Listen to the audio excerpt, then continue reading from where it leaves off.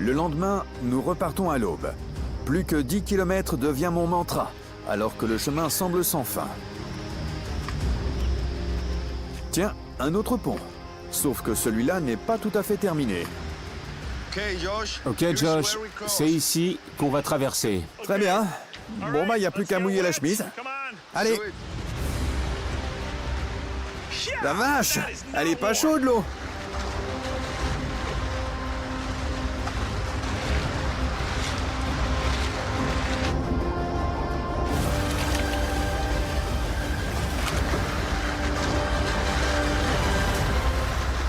Tout le monde est là? En route! À partir de là, le chemin ne fait que grimper. Nous montons de plus en plus haut et atteignons enfin les premiers vestiges de la cité perdue. Josh, Oui, tu vois ça? des escaliers? Oui, ça fait partie de la cité perdue. C'est un escalier Tairona? Oui, les Tairona ont construit ces escaliers il y a plus de 1000 ans. Alors ça, c'est pas croyable. Regardez jusqu'où il va. Oui. L'arrivée à Ciudad Perdida est une petite merveille. Pour y accéder, il faut gravir 1200 marches taillées en pleine jungle. 1, 2, 3, 4, 5... Ces escaliers sont l'unique accès vers la cité perdue. Les guerriers Tairona étaient particulièrement féroces. Leur connaissance parfaite de la jungle leur permettait de tendre des pièges mortels à leurs envahisseurs, et cet escalier étroit ne laissait aucune chance d'évasion aux intrus. Grâce à eux, les Espagnols étaient repoussés sans trop de difficultés. 261, 262, 263, 264... Mais ils n'auront pas raison de nous. Les Tairona étaient un peuple aux mollets très musclé.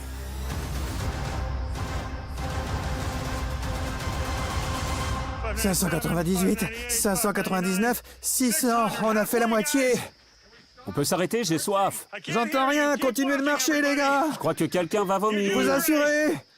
Vous êtes tous super. On va mourir ici. » L'ascension continue, et le talent des ingénieurs Tairona me coupe le souffle. Mais ce que nous trouvons au sommet des marches va me laisser sans voix. Après 3 jours de marche et plus de 30 km à flanc de montagne, nous allons faire partie des privilégiés qui ont approché l'une des plus grandes trouvailles archéologiques de ce siècle, la cité perdue. 1198, 1199, 1200. Oh là là, j'ai pas les mots! C'est trop beau! Ce qui se trouve devant nous est une merveille architecturale.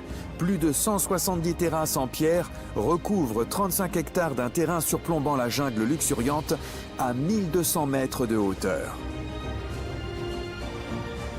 Le site était entièrement recouvert de végétation lors de sa découverte, alors l'archéologue Santiago Giraldo et son équipe l'ont dégagé sans relâche pendant des décennies, après avoir construit un petit village où loger pendant leur travail. Heureux de vous rencontrer. Salut, tout le plaisir est pour moi. J'adore votre bureau. C'est génial de travailler en plein air. Bon, j'ai une tonne de questions. Je t'écoute. Commençons par quand? On pense que les travaux de construction ont été initiés par des sortes de pionniers arrivés dans de nouvelles zones agricoles vers 650 après Jésus-Christ. Les Espagnols les appelaient Tairona, mais on ne connaît pas le nom indigène. D'accord. Quand a été construite cette partie de la ville? Cette partie a été construite en une seule fois, entre 1100 et 1200 après Jésus-Christ. D'accord. À combien on estime sa population au maximum? Entre 2000 et 3000 personnes. Rien que... Et plus de 10 000 personnes dans la partie supérieure du bassin. Il n'y avait pas toute cette végétation que tu vois là. Il y avait essentiellement des terres agricoles et quelques espaces de forêt. D'accord. On a beaucoup de terrasses et de places circulaires. Elles étaient toutes construites?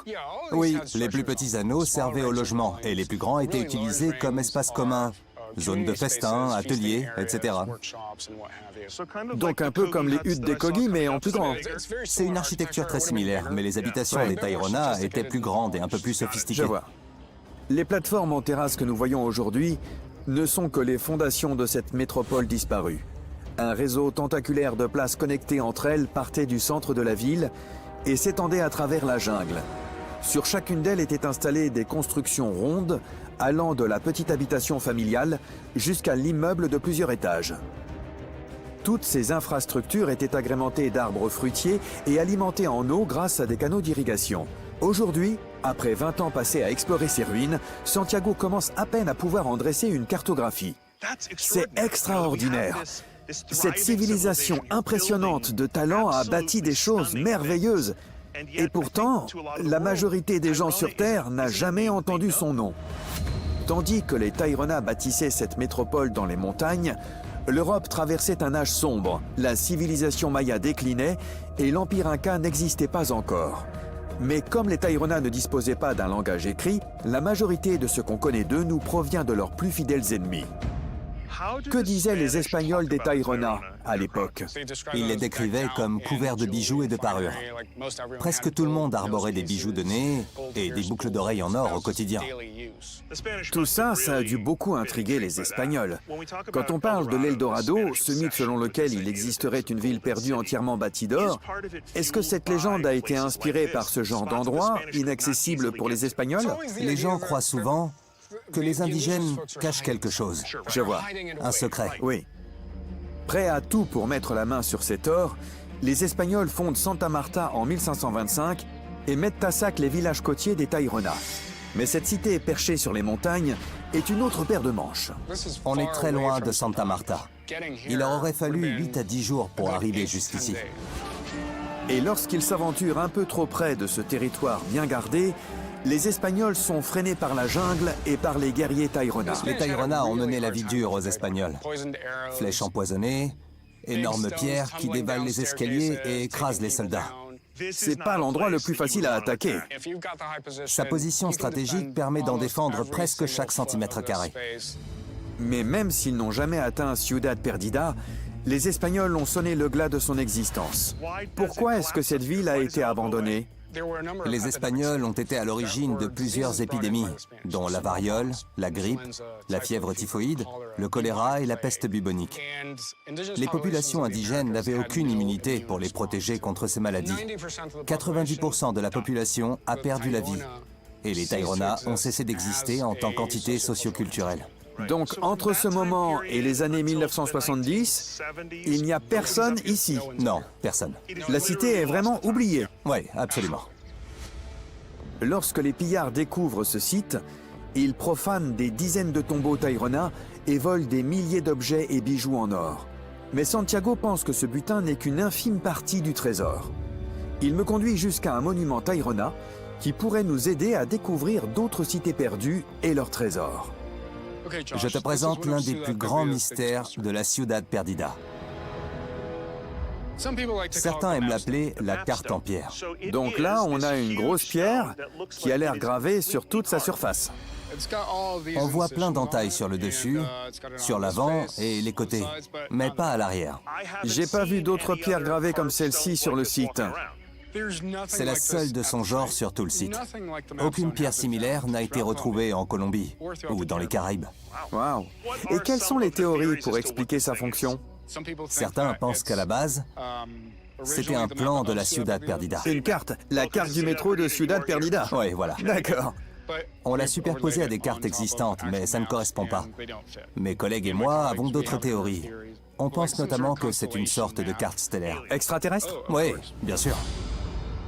Bon, d'accord, ce n'est peut-être pas une carte du ciel conçue par de petits hommes verts, mais Daniel a une hypothèse qu'il aimerait vérifier grâce à l'ingénieur en imagerie Daniel Rodriguez Osorio. Josh, enchanté. Enchanté. Quel est le programme? Je vais prendre une série de photos que je vais assembler pour voir la profondeur de la pierre et pouvoir ensuite en créer une réplique en 3D.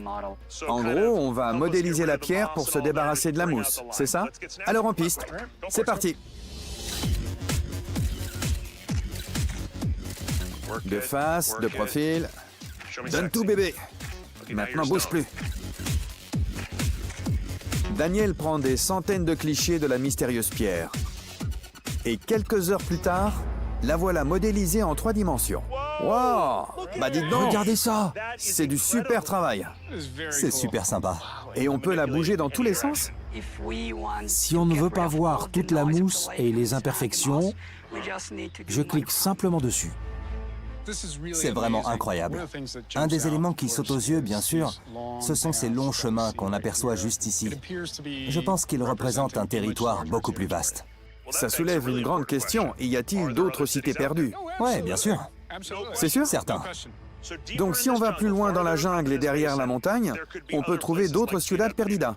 Ouais, j'en suis absolument certain.